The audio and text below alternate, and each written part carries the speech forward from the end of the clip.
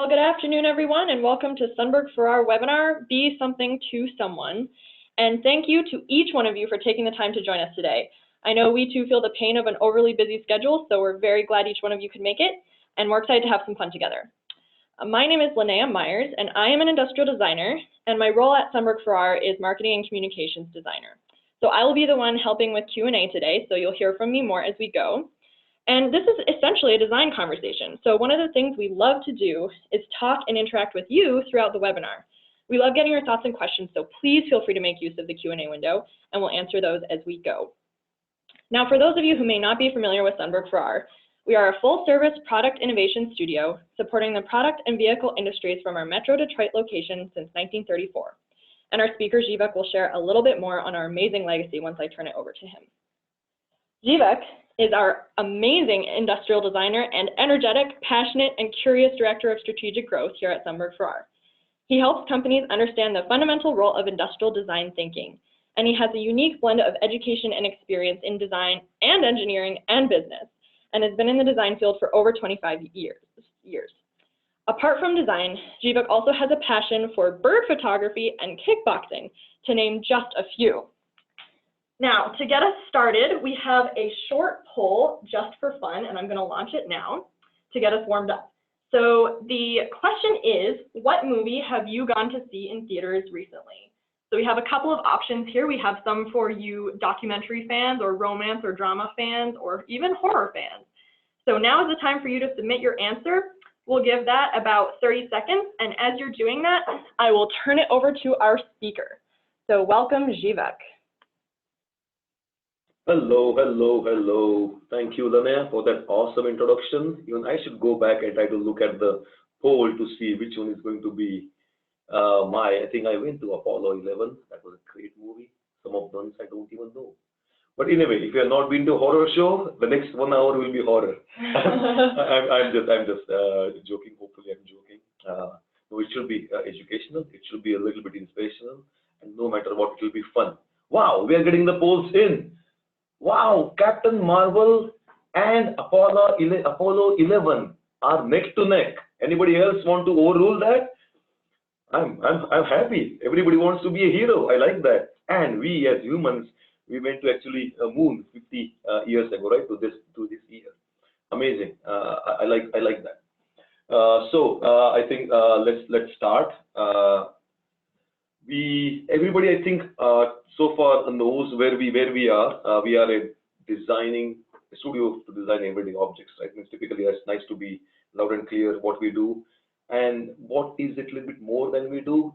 We always supremely believe, and we are optimistic that we can make, we means any industrial design studio, not just we, or any industrial designer, I would say, in any good industrial design studio, should always be thinking that anything can be a bit better, anything can be a bit more beautiful. And that's how we every day, let's say, wake up and go along in our kind of life as such.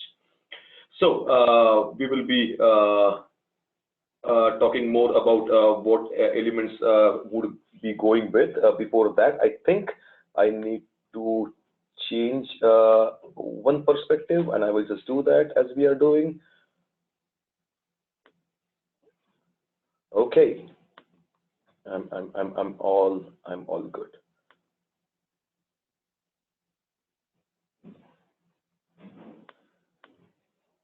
Fantastic. Sorry for that. We are back again. Are we doing something different one? I don't think so. What do you? That's beamed up, right? This is not what's on there. Oh, I'm so sorry. I was looking at somewhere else. But what an awesome start. So everybody, I think, knows, tries to answer the question of what makes a product successful, right?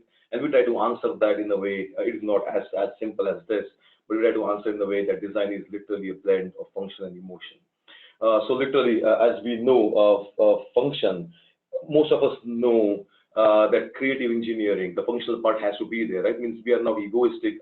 There is no hubris in saying design is the only thing that can make or break a product. You have to understand that before that, the engineering, the structure, the reliability, the performance, all those things have to be settled out. So it will always be a parallel process, but I will be talking more about design. That doesn't mean the engineering takes a second space. It's always there at the forefront as such. So coming back to the element of emotion, what do we really mean about emotion? And then we'll try to see how it becomes back to the be something for someone.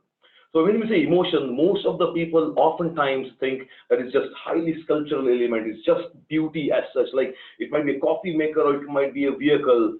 Beauty is design. So the thing is, yes, whatever we do at the end always happens to be beautiful, but it doesn't start in the world of beauty, right? It starts in making sure we understand the right problems to solve them beautifully as such. It doesn't have to be just a logo or brand engineering elements as such, right? No, it can be the entire VBL of a brand, but all starts in looking how it is done. So the end user, I think some of us on the call are also designers in some amazing companies. We all know this. When the end user, we are also shoppers, like we go to Home Depot or Lowe's, anywhere we go, or you're buying your grocery, we go at the shelf, we look at the products, right? The end user eventually sees it first. See, 80% of our information in the world that we gather as humans comes through the visual cues. And so no matter what, from 30 feet or 15 feet, you look at something, it attracts you for good or bad, and then you walk near it, 3 feet or something, you'll touch it and smell it, you can hear it.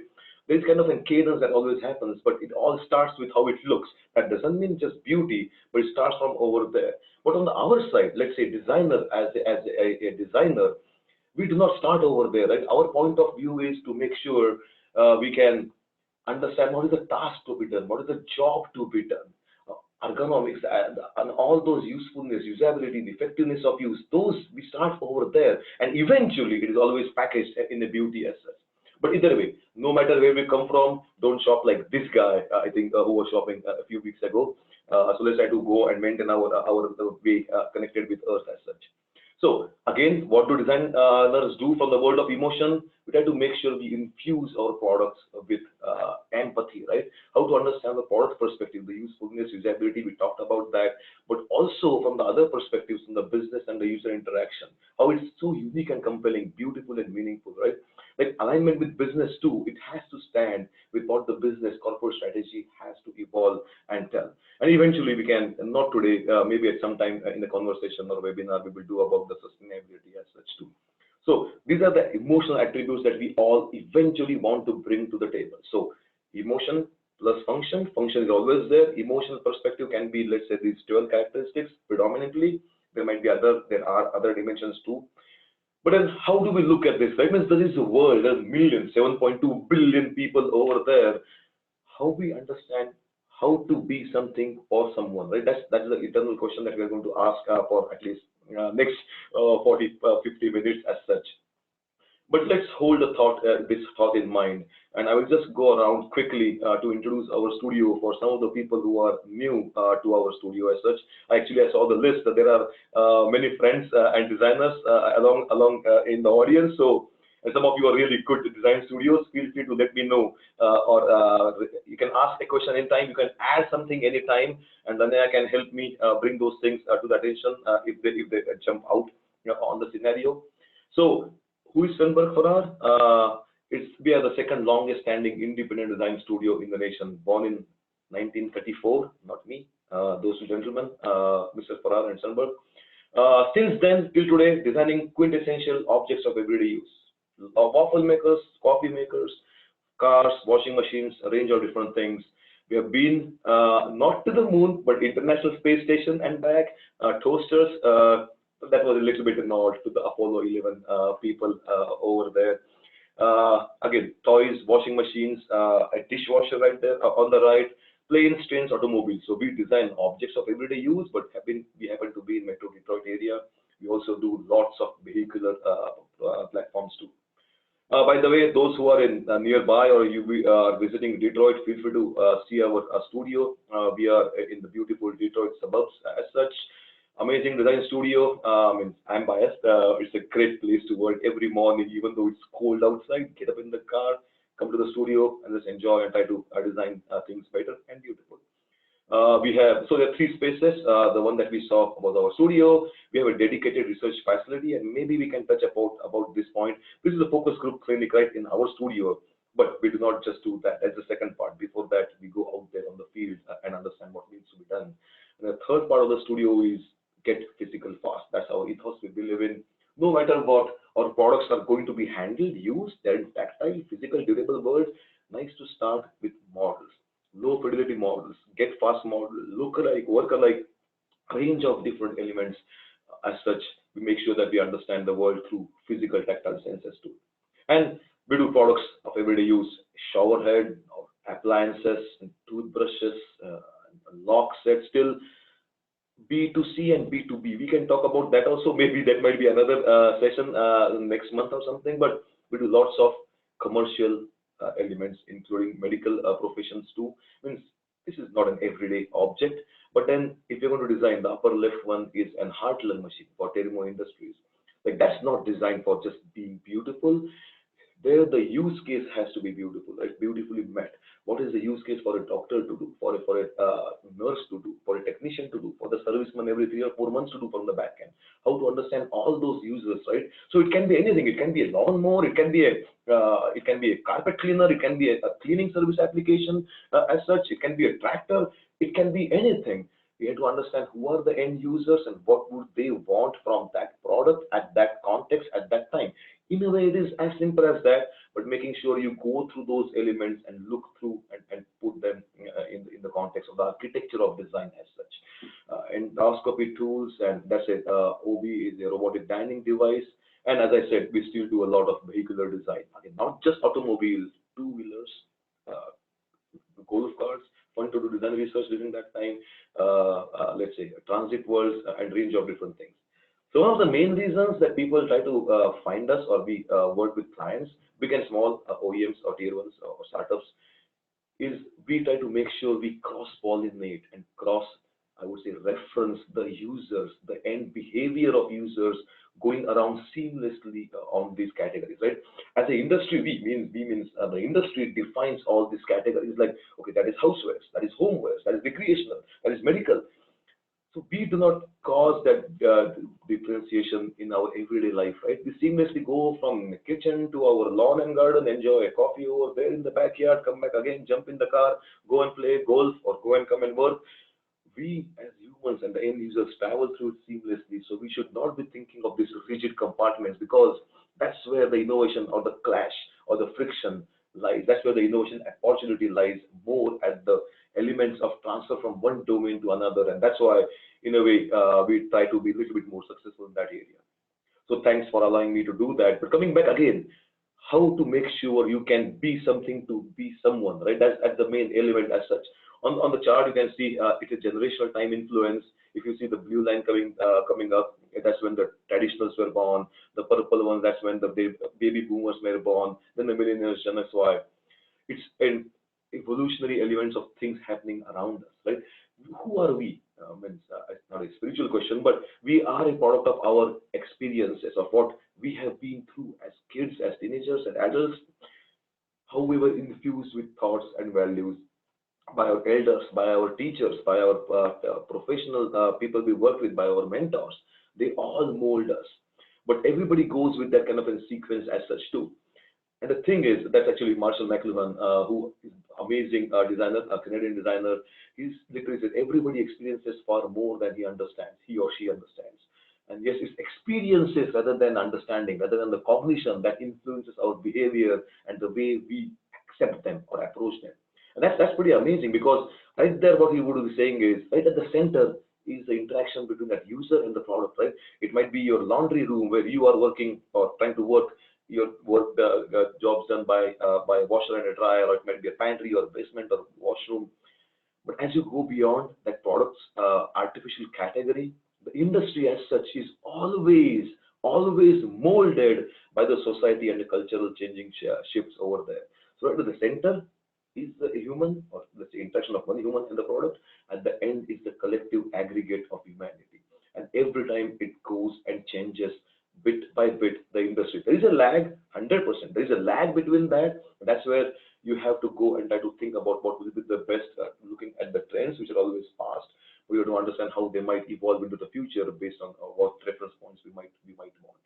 So it always makes sure that we have to do that because, again, objects literally reflect the popular culture around us, right? If we designed a toaster 40 years ago, we designed a toaster 2 years ago. A toaster is a toaster, we all know that. But if the toaster is going to be in a smart kitchen, in a smart house, what are the newer needs of that lifestyle? How you make sure that can plug into those kind of an elements as such, then you have to make sure you keep on changing those elements as such. The heating elements will never change or should not change, nonetheless, till some years of the time. So try to make sure we understand the users, right? And you always, no matter what, start with target segmentation. Okay, is it baby boomers or X or Y? And it's not just having a, let's say, a name and a photo over there, but really going deep into what is their value structure, right? Let's say Bob on the left, or maybe on the left is a baby boomer. He wants to buy a premium, luxurious product, maybe a vehicle. Okay, or maybe on the right, Amanda, she's a millennial. She also wants to buy a luxurious premium vehicle. But how would lux will be defined by Bob as compared to Amanda at that time, right? If you go with him and the way he has been brought up and experienced luxury in his life, he would say like, I want more walnut veneer and chrome lines in my vehicle inside and outside. Okay, that's what it means, and that's what evokes the luxury or prestige for him or her. Let's take all the way back to the Amanda. She might say like, no, I want 6 powering ports and 6 GA connectivity and all the device applicability over there. That's what she defines lux for her, or premium is luxury for her. So understanding those cognitive levels of what do they want from the product as such, or do they don't want from that for their own kind of an emotional perspective. We have to make sure we understand that. But that is also too clean of a demographic segment. Nobody belongs to a segment like that. We have to further go and make sure we do the psychographics, not just demographics, and trying to make sure we seek out that persona. And I will come to that line later. But let's say this again is an example from an mobility world where we are trying to understand how would the autonomous cars will be perceived and used and bought also. Like you cannot then club like a 67-year-old Caucasian guy would act the same way as somebody else over there, or there is no reason why he cannot act the same way as a 23-year-old Hispanic single girl living with a cat. Making sure you get all those bunched in together upon to what is the job to be done from their perspective. What would they want the information to come out from the vehicle to them? What would they find it overwhelming or not? So you have to understand who would be okay to relinquish control at what point, and again things, how would be people be okay to understand from other perspectives, making sure you get them together in those kind of specific areas, and then targeting, designing for them seamlessly as such, belonging to their cognitive orientation or the values they would want or the attributes they would want to seek out in those platforms as such. The main thing is you have to seek out your tribe in the real world rather than somehow that persona word nowadays is lost in this kind of a media jargon. People start in fabricating a persona like, hey, I have this technology and I think this kind of a couple with one kid living in suburbia Chicago on the 33rd floor of Marina building, they are our customers. Fabrication, that will not be a successful way to make sure you properly read the market. You have to literally go and try to understand and do robust research-based design, fundamental-based design, not trying to have or seek out answers to the questions you have, but trying to go there with open mind to see what is the way different subcultures are evolving, to try to make sure you go and understand that, like, let's say you're trying to design a water vessel for this yoga community, and try to understand and live with them, right? To see, okay, what are their aspirations? What is their overall well-being definition? What are the things they will never compromise for? What are the things they would always compromise for? And making sure you then have a very good focus on the things they would want to have. Yeah, as such. And the thing is, when you do focus groups, it's not just asking or not just survey, and it pretty happens. I mean, start with clients who say like, yeah, we have done research. Okay, so let's see what we have come up with. Like, yeah, we asked 17 questions for our 800 people, and this is what they would want. Just asking, even in a focus group too, just asking is not enough. You can always use statistically significant data, qualitative at the end. We need to validate our design too. There is no reason why it cannot be done, but it always has to start, or always have to make sure we start with proper, I would say, qualitative research as such. It doesn't have to be big, but we need to make sure we understand the real users and not just asking. Because even the end user, the users as such, if you just ask them, they might just see things differently. They do think differently. They feel differently. They actually act completely differently. So it's making sure you do proper ethnography, maybe video ethnography, to see how are things and how they respond to all those cues in their context, in their ecosystem as such. So we have to make sure we understand that and then we see that. So it's not just asking, but even not just hearing, listening to. So I am saying something which should not sound counterintuitive for most of us. When you sit in a focus group, you just don't listen to people. That's the last thing you should do. You have to understand them, because humans are still animals. We are creatures of the way we have been made and forced and evolved. If we just show three identical products, or I should not say identical, three different options, three different variants of a products, and ask them which one he or she would like, it's very difficult for anybody. It might be the chief design officer of a big company to say, this is what I want from a product, let's say after 10 years or 15 years. We cannot do that, but what we can do is we can really nicely explain the emotional, experiential state that we want to be in by use of those products or systems. And that's where we have to lead the discussion to extract the experiences out, not just the word frequency that these are 17 people said this word, so we're going to design this. That might not be the proper way to do it, but making sure that we understand how things are really done and for what reason as such. Another element right there is when you say about be something to be someone, the main part is we have to start believing and embracing polarization. There's always going to be the love and hate relationship, no matter what. And it's okay to have hate. It's okay to have hate in the people who do not want to follow you. You should be making sure with proper design research that the people that you want to be in your crosshair of target segments would be loving it. But it's okay if some people don't want to buy it because they were not in your target segments. You cannot be all things to all people, right? See, most companies really have good virtues and good morals, a good direction, and they start design process. And the thing is, every company wants to design a product that everybody loves, but they end up with a product that nobody hates. That's the essential problem of it starts to be more and more and more diluted. So you have to understand what you are good at, make sure it's aligned with your, let's say, technological competencies and business competencies, and then you have to make sure you are aligned and you have clear focus, and these are the people that we want them to be pulled towards our product, not just pushed, and that can be completely different kind of a discussion, but making sure they are pulled to our products. Like, let's say you're going to design a vehicle, define clearly the path. If you are a, let's say, Dan or John, if you are a Ford GT guy, design it to be a muscular, athletic, powerful vehicle. I don't know if you are a Laura or Rob or Devin or Ryan. If you are a Prius guy, you are a Prius guy. To each his own, to each her own. But then make sure you understand what would they want from an energy efficient vehicle versus a powerful muscular workhorse, or just I would say not horse, 600 horses as such. So make sure you are going to do that. Like when we say stop being all things to all people, start by being something to someone. It doesn't mean just do one product. It means do a portfolio of products, but making sure that product is completely aligned clearly to what would that tribe wants, and you seek out those tribes. Okay, this is the tribe, rather than trying to create a persona and then try to make sure hopefully people will try to understand that. And that's essentially what the title of the today's session at least is, right?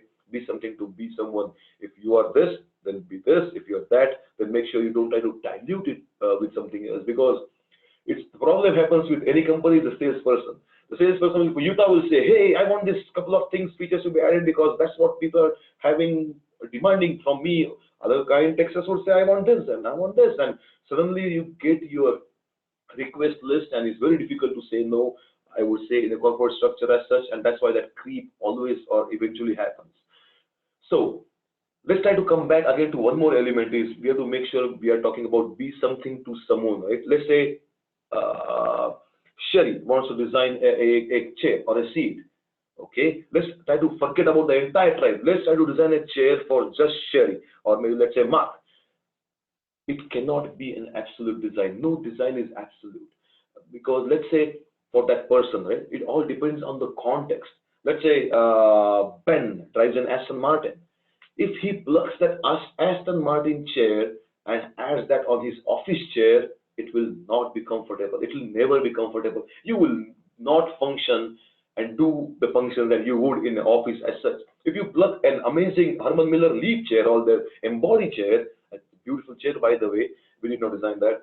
And if you try to use that in a baseball stadium, which has to be a fixed auditorium kind of a setting, it will ridiculously fail because the context defines what would be the needs from that kind of a product, right? For a baseball game open to, let's say, the elements or beer vandalism or beer spilling and all those things, we have to understand how are the things going to change in the context. You hopefully would not do that in an Aston Martin with a cigarette stain or graffiti on it. So we have to understand the elements, then choose the materials appropriately, and there are so many other elements which you go through. So the thing is, when you say be something to someone, it's not just the, I would say, the onus is on the user.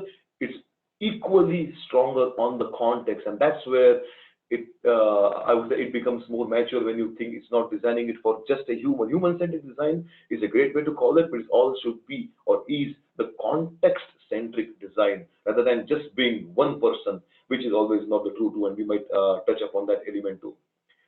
And that situation as such really understands or not understands, helps to understand us how things are. Because even the same human, coming back to the human perspective, when I say human-centric design, the same human acts differently in different settings. And it's not me, Professor Stanley Milgram from Yale said that 1961, 62, 63. Like right now, where you are, it might be in a coffee shop, it might be on your desk or office, I would say, you will be acting differently in that cohort, right? In the home, in your pajamas, in your basement, you might be different, or you are different. Your behavior in the gym is different, in the locker room is different. Your behavior in-laws is different, at least my age. So school friends, discussions, jokes is different than social functions, right? You go to a wedding, you are a different person. You happen to be a different person. So it's not just the context of the end user, but also the context of the use and the mental state, the psychological state people are in that area. And we have to make the product to make the product successful. So for that, we have to make sure we understand and triangulate from all these three distinct areas. And that, I would say, significantly rises or increases the chances of your product to be successful. Is there a guarantee? Might not be, but the chances become more and more to the success level as such. And last but not the least, I don't want how much more time do we have, Lamia? We have about 30 minutes. Awesome. 30 minutes? We are doing pretty fast then. That's okay. Are the questions coming in? Yes. And feel free to ask questions. I will try to at least complete this element and just, let's say, pause for the question. Would that be okay? Okay, let's go with the question if you have a question. So we have a question from Layla. She's wondering, from a company strategy standpoint, how should you compete with the products of a rival company while still maintaining a unique value proposition for your own products? From an arrival company, a new incumbents. That's pretty interesting. So the question is typically how to make sure we can pursue or attribute to the other products which might not be available for benchmarking, if I'm reading that correctly. That's a pretty great element as such too.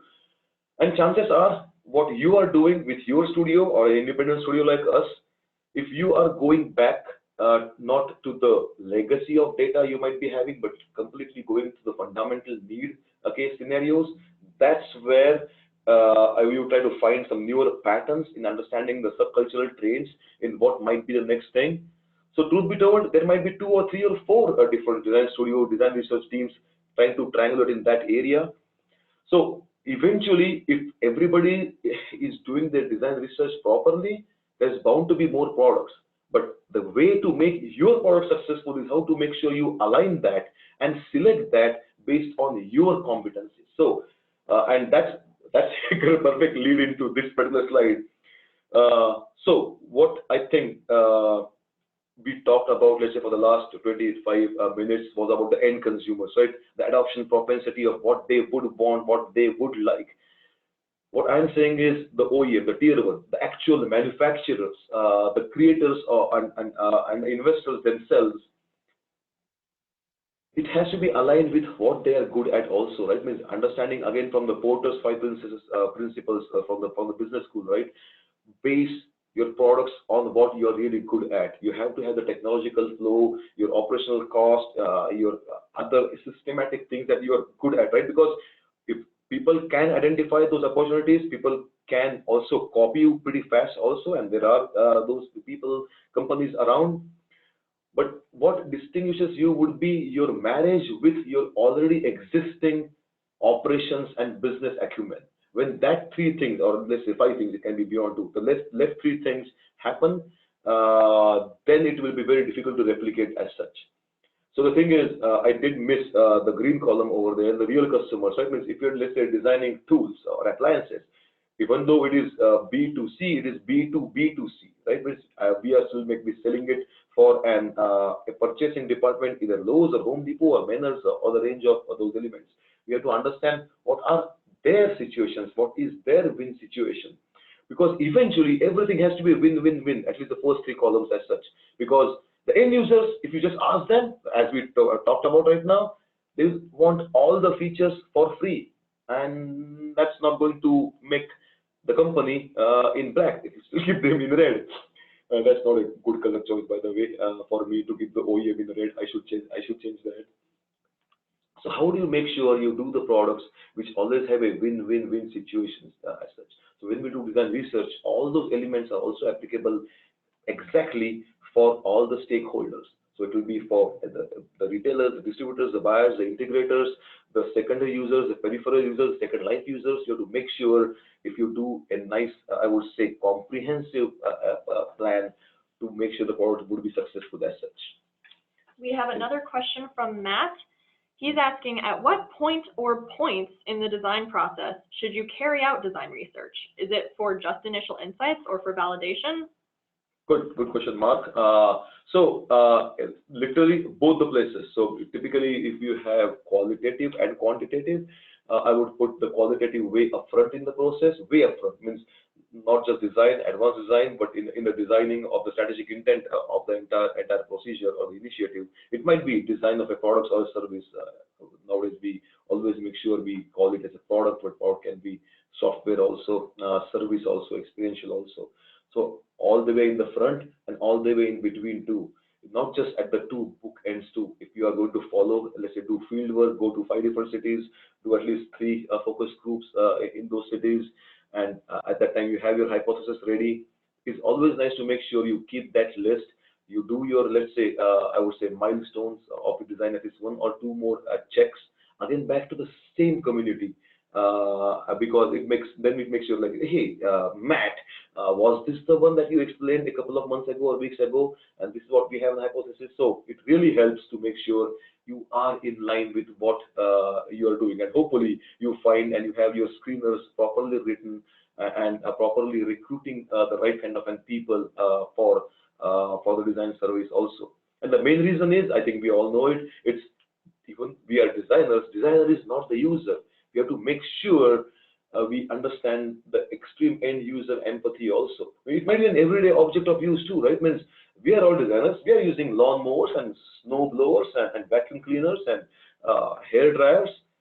But we are highly biased. When I say we, any designer, we are highly biased to look at things. We also have the same functional fixation that we, I would say, claim that the engineers have or the business people have. There's always kind of this fight going on, at least in the theoretical world, between designers, engineers, and business about their vantage points.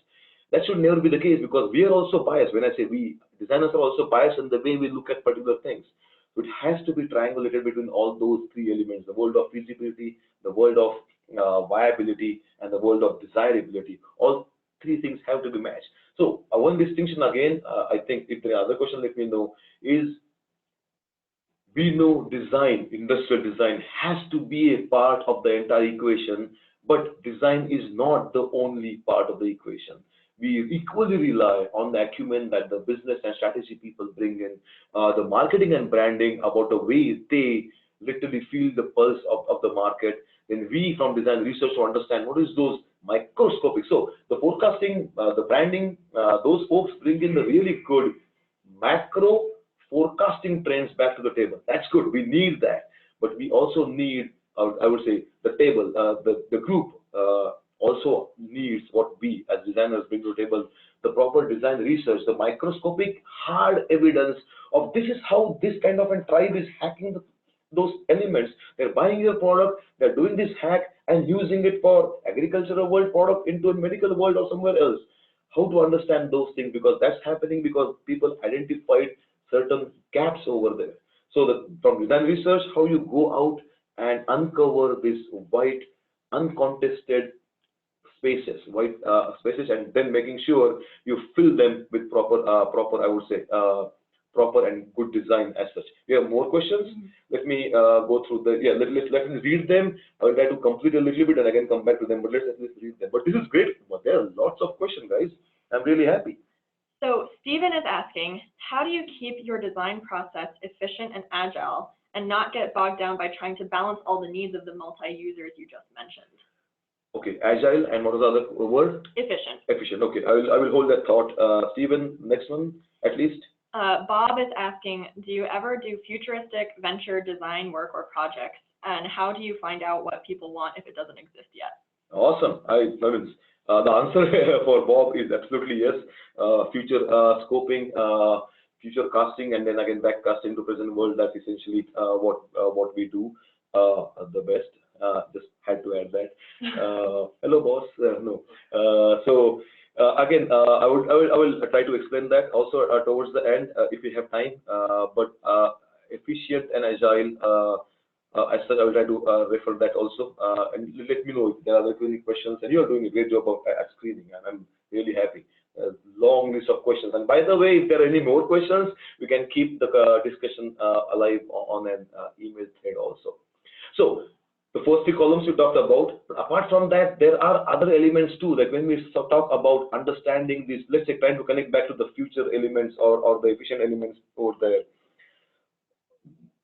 When we say we have to go in the future, sometimes the products might be there floating in this world, but the experience can always be, I would say, not just have to be second guess, but we are actually using it. Sometimes we go and try to talk with people about autonomous car, right? How do you really think about the future when we do not have anything to compare that with? Some of the times that's not the case. Yeah, right now there might not be, let's say, level 5 autonomous car right now on the market. Official use on the market. There are plenty on the roads, by the way. That's how innovation happens. They're all testing, I would say, and they're really good. I have studied 2 of them. Beautiful. The world is going to be so seamless and so amazing. And just it will be 10 years, maybe 12 years, maybe 7 years to have that out. So we talk with people that how to let them know about the analogous world or autonomous world. Most of us have been in Uber, or maybe some of you might have been private jets too, or limo, or chauffeur, or bus, or trains and transit. That essentially the experience is always autonomous vehicles, right? You are in a vehicle, you can get up, stand up. In a train, you can go to the restroom, come back again, you eat a sandwich, read a magazine. That's essentially what you will do in an autonomous car. So we have to just make sure we take the discussion to those analogous areas and create that experience, and then extract the information from that person, the screened person, the design research person, to get answers in that particular world. The last, super users, means autonomous vehicles have always been in the market for the last 30 years in mining industry or agricultural industry. So there are small geocached areas where it's always there. So most often at the times, like even in the entire, let's say, world, Steve Jobs' world, there was always things happening around, but how you aggregate them together for a newer use is always an inventive way to do that. So you want to understand what is extreme fatigue or extreme low lumbar pain, just go and talk with the Indy 500 driver, right? They're just going down 2.5 hours at 230, 220 miles per hour. They know what ergonomics is.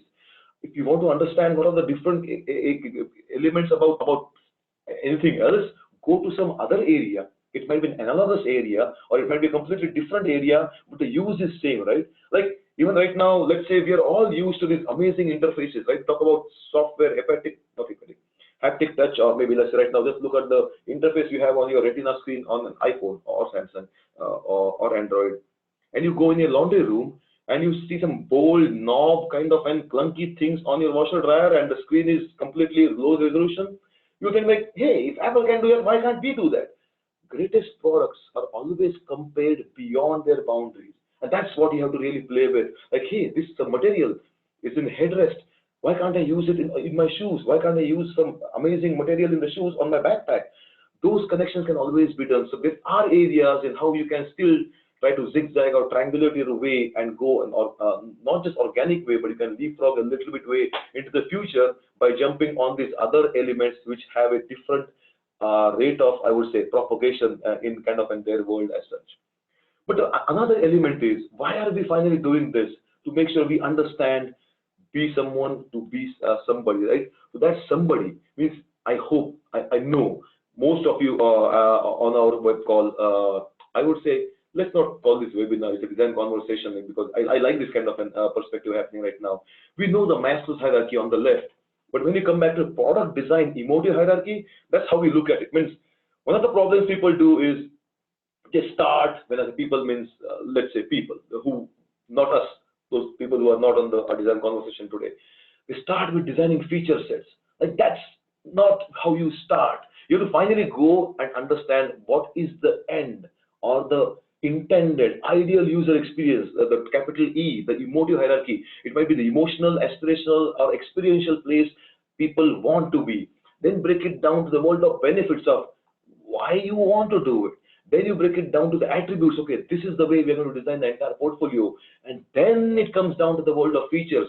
The features will always be there. They are the details, right? As Charles and Ray Eames said, details are the details that make it the product to be successful. But before that, make sure the architecture is set for the end user need, right? You want to understand your tribe. What is that well-being, the final truth, the final kind of an elements they're seeking out to be. You want to sit on your deck and have a glass of wine. Okay, for that, how you break it down, that environment, to your lawn chair, to the shade, to a wine glass. There's so many other things happening over there in that context. It is an art and skill that you have to break it down to your feature world as such. But we have to make sure we understand that ultimate objective of what it is. Because your product is the only container of your brand promise.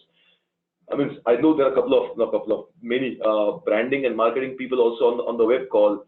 Marketing is needed. I'm not demeaning marketing as such. We need, because people need to be aware of what you bring to the table. But once that happens, whatever promise you have has to be squeezed in the product. It cannot be just in your marketing jingle or your Super Bowl ad or your magazine ad. No, it just cannot be there. You can bring people to the watering hole, but once they drink it, I was going to drink the Gatorade, no. Yeah, but once they actually get the taste of the product, it has to release those elements to them. It might be a shoe, it might be a chair, it might be a car, it might be a vacuum cleaner. If you are trying to sell it on an, I would say, emotional promise, you have to make sure that is released to the container and it has to match the expectations. It's not something else you're going to do. Making sure you manage the expectations, you seek out the elements that people want to do, and then you try to make sure you infuse them into your product. And I think, how are we on time? And we are really good on time. We can take more questions also as such. But as we are going through, if you have any more questions beyond this, we can always write to myself and or Lanea. But let's go to the next question. So, wow, there are many questions. How much time do we have eventually? Okay, 15 minutes more. So Bob said, did you want to do Bob's question? How do you find out what people want if it doesn't exist yet? Yeah, okay. We can go up to the next one also. I'll try to collect some of them more together. So Janelle asks, throughout a project, how much time do you spend in the 2D world before moving to the 3D world?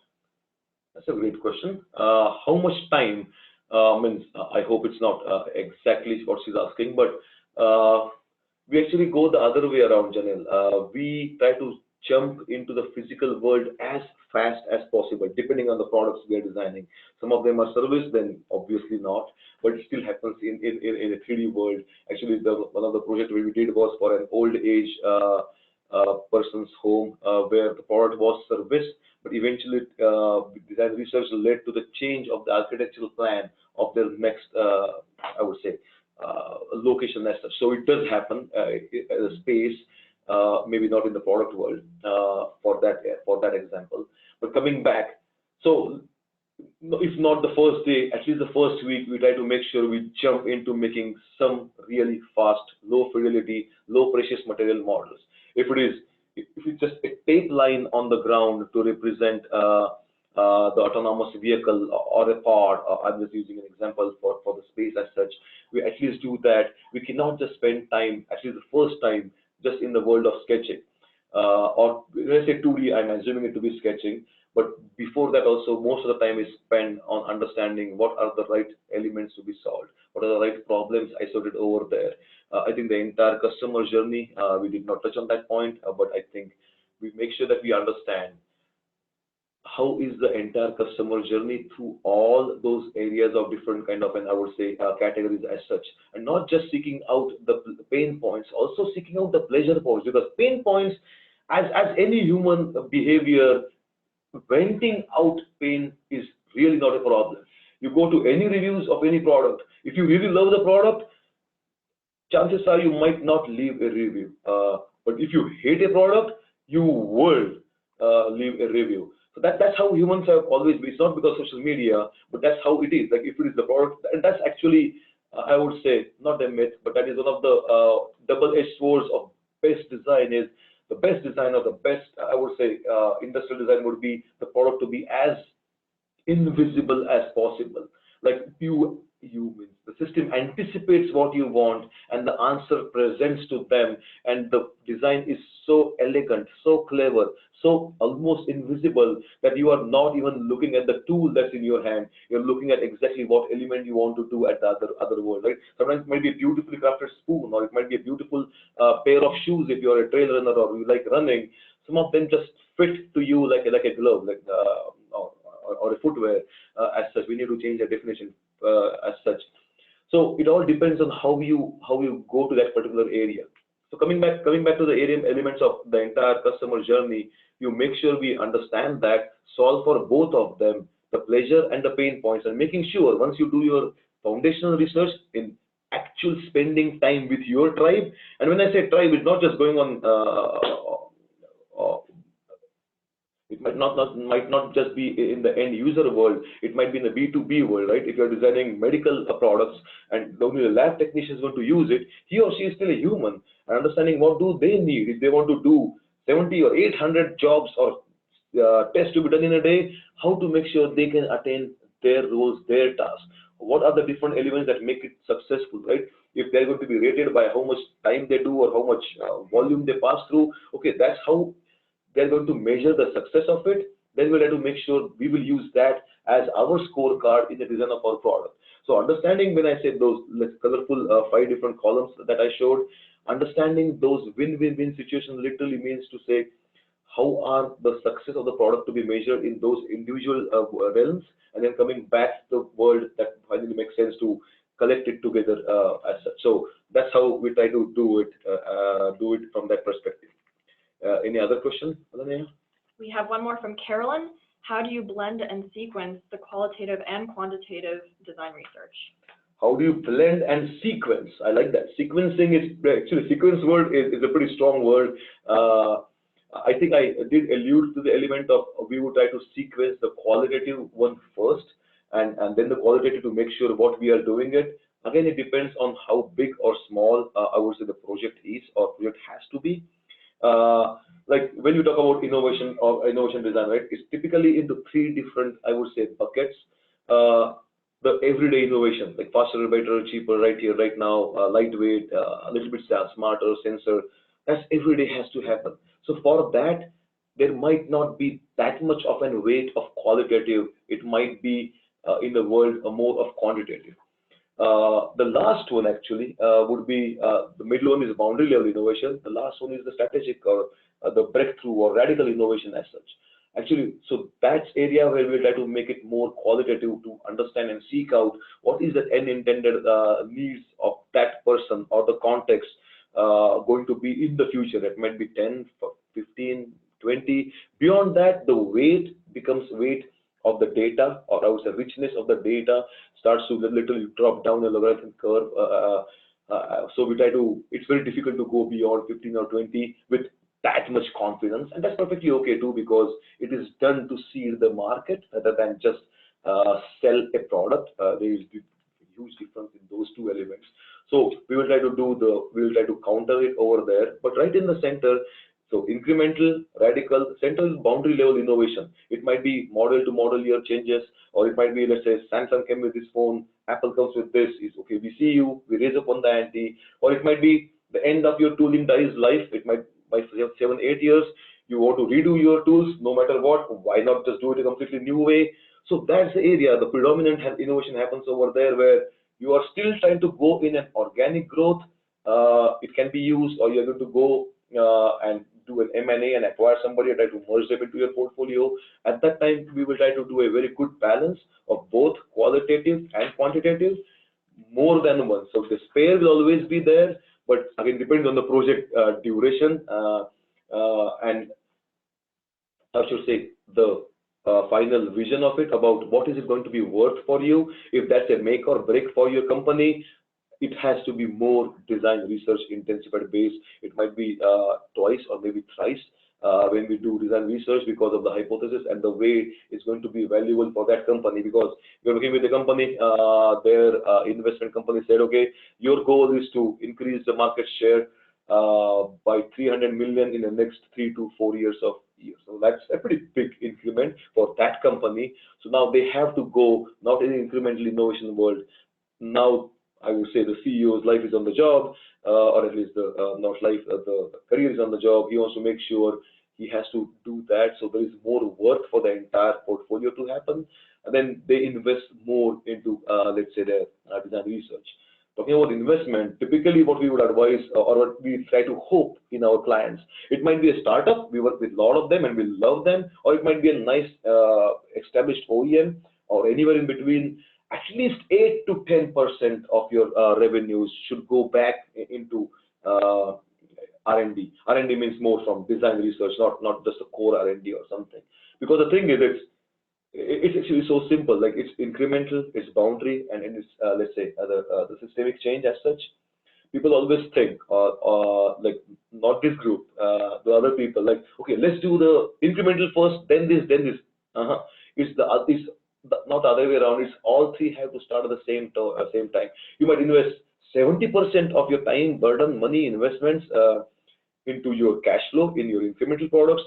Save 20, at least for these boundary level ones, which happens twice or 3 years, depending upon your time horizon of your company. But the last one, at least have 8 to 10% in this radical world, because depending on your industry category, that last 10% is going to be your 80% in next 3 or 5 years. So as long as you are trying to invest and experiment in that world and then bringing it back to your production kind of an world, and that's how would make the life more easier and successful for all of us. We have a few more minutes, 4 more minutes. Should we take one more? Let's go through the questions and then we can choose at least one. But this is great, guys. It's amazing questions, man. Sure. I'm happy. Are you? We still have the one from Bob about how do you find out what people want if it doesn't exist yet. We have one that I think we should end with because it's kind of fun, so maybe we can end with that one after you. Okay. So Bob's question was again, if it doesn't exist yet. So if it doesn't exist, the main thing is you try to reconstruct at least some framework for it to make sure you understand what people want. It's very difficult. So when we talk about physical, durable product design, and one of our ethos is go physical fast, it's predominantly to that reason too, because you can start to weave a story. Storytelling is one aspect to, I would say, sell a product, but you have to finally make sure that if you have a storyboard, try to relive through it. Classic example, literally, I think last year I saw the documentary Founder. It's on Netflix if you have. It's about Koch brothers, the McDonald founders. They essentially did the similar thing. They just went to a parking lot, got some chalk, and drew the entire, I would say, architectural line drawings on the parking lot. Recruited young college kids, always useful. This is the time of interns too, and had them do, and they timed everything. Absolutely simple, high-level thinking and simple investment to do it. But acting it out is a credential, predominant thing in the future casting. Role playing, you do literally script it out, have somebody do something else and then do it. So it might be the actual reincarnation or establishing the space by just line drawings or chalk drawings for that world. It might be role playing. It might be literally wearing different hats. It might be literally playing it out. All those things might sound theatrical or dramatical as such, but when you have a proper, I would say, a blend of it, it can be used. And then making sure, I think I mentioned that the law of relative concepts a lot. So you still start with the divergent element. Eventually, you have to have your blinders, and then again go and converge. But when you do the diverging out, you have to make sure you work out, go beyond the fence, and again come back. You have to finally come back and work in the world of visibility, but going that beyond out and trying to be as mild to wild as possible and try to establish that with physicalities of things as much as possible to that world if it is a physical object, and then testing it out. And that's where the research comes in. You test it out with people who are consistent also with all the stakeholders. And maybe the last but not the least. So this is a fun question from Sherry that we'll end with today.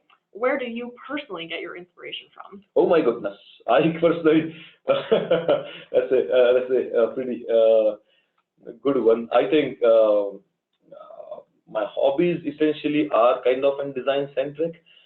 Everybody loves nature. I love astronomy a lot. I think that's the outer end of the nature as such. So that's why I think I also chose Apollo 11 too. And that's a phenomenal thing for human beings to do. But predominantly understanding nature, and I just love outdoors. These are pretty common examples. But they are as much as applicable to me. I love poems. I use that as inspiration a lot, and I love poems from the 18th century, the older generation of poems, not the latest one. Nothing against them, but I really jump and delve into them. So even on my flight or something, I go and get a nice old poem book, and I start using it and reading it. So once again, thank you again, and over to Lanea. Let's try to hope you join us for the next ones too. Yeah, so thank you, Jivak, for the riveting discussion, and thank you all again for jumping in with us today. We will be sending out a recording of this webinar in a follow-up email along with my contact information if you have any questions or comments that we didn't get to. If your curiosity was piqued today and you want to learn more, we hope you'll come hang with us again for our next webinar in our 2019 series, and please do email us with what you would most like to hear about next. What about design do you want to discuss? So on behalf of Jivak, myself, and Sundberg-Ferar, thank you again for being here, and we'll see you next time. And that's a great idea. I think we would like to see what topics you would want, and we will try to address them as much as possible.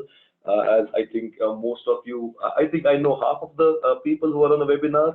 They know me. I like to talk, so I can try to make it more interesting, and try to seek out and do some design research for the next topics too. See you soon.